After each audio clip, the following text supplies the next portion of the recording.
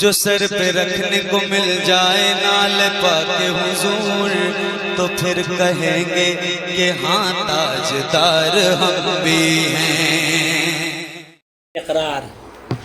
اقرار وکالت یہ دونوں بغیر نیت کے صحیح ہے، یعنی کسی آدمی نے دوسرے کے لیے اقرار کر لیا تو اقرار کیسے بھی کیا، اگر وہ کہہ رہا ہے کہ ہماری نیت نہیں تھی اقرار کی تو بغیر نیت کے بھی اقرار صحیح ہے۔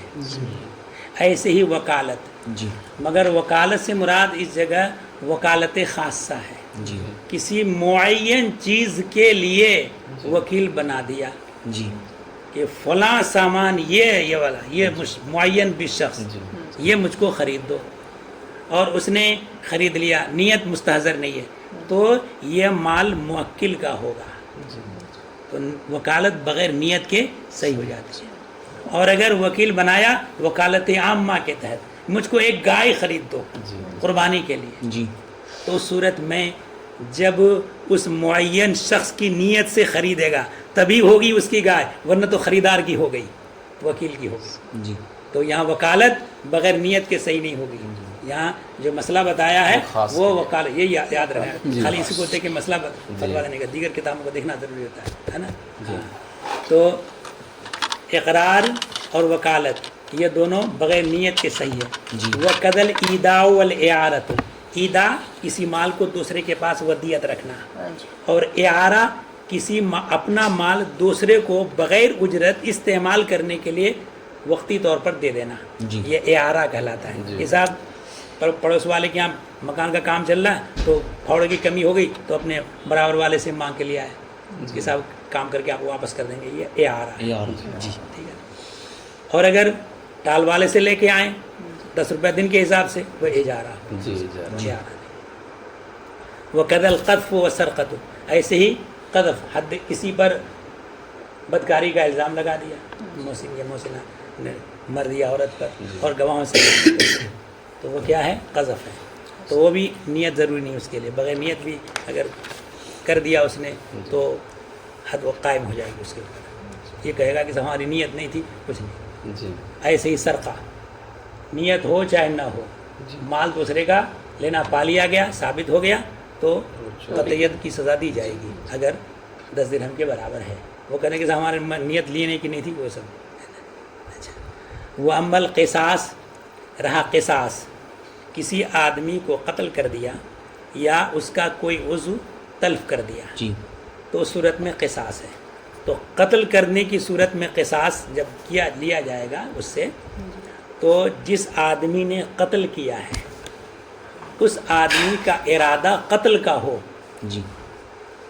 تب اس سے قاتل سے قصاص لیا جائے گا۔ قاتل نے کسی آدمی کو قتل کیا، ارادہ قتل نہیں تھا، تو اس قاتل سے قصاص نہیں لیا جائے گا، بدلے میں قتل نہیں کیا جائے گا۔ اب مسئلہ سنو، اما القصاص فمتوقف علی قصد القاتل القتل، تو اس بات پر موقوف ہے کہ قاتل کا ارادہ قتل کا ہو۔ لیکن قالو، لیکن فقہا نے یہ فرمایا کہ لما کان القصد امرا باطنیا، قصد تو ارادہ قلبی کا نام ہے، اور یہ فعل ہے فعل قلب، افعال جوارح میں سے تو نہیں ہے، اعضاء ظاہرہ کا فعل نہیں ہے، اور قلب ہے امر باطنی، تو اس نے اس کا ارادہ قتل کا تھا کہ نہیں تھا دوسروں کو کیا معلوم، ہے نا۔ تو کہا ہے کہ لما کان القصد امرا باطنیا، جب قصد امر باطنی ہے تو اقیمت الآلۃ مقامہ، آلہ جس کے ذریعے قتل کیا گیا ہے وہ آلہ قصد کے قائم مقام کر دیا گیا ہے۔ لہذا اگر آلہ فارقہ ہے، انہیں کاٹ کے 2 ٹکڑا کر دینے والا ہے نا، تو صورت میں یا جس سے بھالا برچی ہے نا جو کاٹنے کا آلہ ہے، تو اگر اس سے اگر قتل کرنا پایا گیا تو قتل عمد مانا جائے گا، ٹھیک ہے۔ اور موجودہ زمانے میں بندوق، مشین گن وغیرہ یہ سب جو ہے وہ آلہ جارحہ میں مانا جائے گا۔ عبارت دیکھو، فَإِنْ قَتَلَهُ بِمَا يُفَرِّقُ الْأَجْزَاءَ، اگر قتل کیا ایسے آلہ سے جو اجزاء کو تفریق کر دیتا ہے عادتاً، کان عمدن، تو وہ قتل عمدن مانا جائے گا۔ ٹھیک ہے. جی. وہ وجب القصاص فی، اور اس میں قصاص واجب ہے. وَإِلَّا، ورنہ اگر ایسا آلہ نہیں ہے جو تفریق اجزاء کرتا ہو، فَإِن قَتَلَهُ بِمَا لَا يُفَرِّقُ الْأَجْزَاءَ عَادَةً، اگر قتل کیا ایسے آلہ سے جو اجزاء کی تفریق نہیں کرتا عادتاً، لَكِنَّهُ يَقْتُلُ غَالِبًا، لیکن اکثر وہ آلہ مار ہی ڈالتا ہے. ٹھیک ہے. تو صورت میں کہاں گیا؟ ہاں، فَهُوَ شِبْهُ عَمَدٍ، وہ عمد نہیں ہے، یہ شبہ عمد ہے. اور شبہ عمد کیا ہے؟ لا قصاص فیہ عند الامام الاعظم، امام اعظم کے نزدیک اس میں قصاص نہیں ہے. جی. ہاں. دوسرا مسئلہ وَأَمَّا الْخَطَأُ، قتل خطا. قتل خطا کیا چیز ہے؟ بِأَن يَقْصِدَ مُبَاحًا، مار رہا تھا کسی شکار کو، ہرن کو یا نیل گائے کو یا کسی پرند کو، اور اس کے بعد جو ہے وہ لگ گیا کسی آدمی کو، ہے نا؟ تو اس صورت میں اس میں کیا ہے؟ قتل خطا ہے، قصاص نہیں ہے. دیت دینا پڑے گی اس صورت میں. ہاں، دیت کا مسئلہ ہے. یہاں قصاص کی بات چلی تو اس لیے نہیں. ہاں. عمل خطا بیان یقصد مباحن، بہی طور پہ کہ کسی مباح کا ارادہ کیا، فیصیب آدمی، کسی آدمی کو لگ جائے، کما علم فی باب الجنایات، جیسے کہ باب الجنایات میں یہ بات گزر چکی ہے، معلوم ہو چکا ہے. واما قراءۃ القرآن، قراءت قرآن، قالوا ان القرآن یخرج عن کونہ قرآنا بالقصد، کہ قرآن ہونے سے نکل جاتا ہے قصد سے. یعنی کوئی قرآن کریم کے اندر کچھ دعائیہ کلمات ہیں، ان کو کوئی بطریق دعا اللہ کی بارگاہ میں کر رہا ہے، وہاں تلاوت مقصود نہیں ہے، تو اس صورت میں تلاوت ہونے سے نکل جائے گا. ایسے ہی جو از قبیل ذکر ہے، اذکار میں سے، اور اس کو پڑھا ذکر کی نیت سے، تو وہ تلاوت قرآن ہونے سے نکل جائے گا. تو قرآن ہونے سے نکل جائے گا. فَجَوَّزُوا لِلْجُنُبِ وَالْحَائِضِ، تو حائض، جنوب اور حائض کے لیے قراءت ما فیہ من الاذکار بقصد ذکر، تو ایسی آیتوں، ایسی چیزوں کے قراءت کو جائز قرار دیا ہے جن میں اذکار ہوں بقصد ذکر. جوزوا للجنوب والحائض قراءت ما فیہ بقصد ذکر کا تعلق قراءت سے ہے. ٹھیک ہے نا؟ ہاں نہیں، انورٹر کا نہیں ہے. کرایا گیا تھا، لائن ڈسٹرب ہوگی تو الگ کر دیا گیا تھا پہلے. ہاں نہیں، وہ صحیح کرانا پڑے گا، صحیح کرانا. سمجھ میں آ گیا؟ جی. تو جنوب اور حائض کے لیے اس کی قراءت کو جائز قرار دیا ذکر کے قصد سے جس کے اندر اذکار ہو. جی.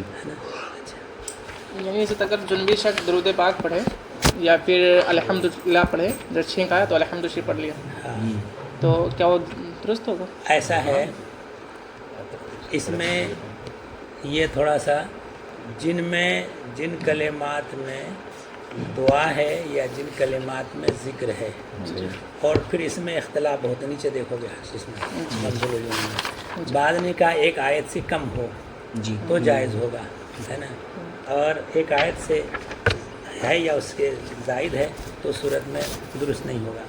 بعض لوگوں نے یہاں جو کہا ہے یہاں مطلق رکھا ہے، اور آگے جوز الجنوب، تو اس سے پتہ چلا کہ یہاں مطلق نہیں ہے. اما قراءت القرآن قالوا ان القرآن یخرج عن کونہ قرآن بالقصد، یہاں تو یہ جس میں ذکر ہو کہ جس میں دعا ہو اس کی کوئی قید نہیں لگائی، مگر آخر میں آگے قید لگائی. تو اس سے بتایا کہ یہ جو قاعدہ بتایا اس کے اندر یہ مقید ہے اس بات سے کہ ان چیزوں کو قرآن کی نیت سے نہ پڑھے بغیر اس کے دوسری نیت سے کہ جن میں دعا یا ذکر ہو، اور اگر دعا یا ذکر نہیں ہے اگر وہ پڑھے گا تو وہ قرآن ہی مانا جائے گا. ایسے ہی قرآن کے اندر اس کا قراءت محل ہو قراءت کا، اس میں نیت کر لے ذکر کی یا نیت کر لے دعا کی تب بھی نہیں بدلے گا.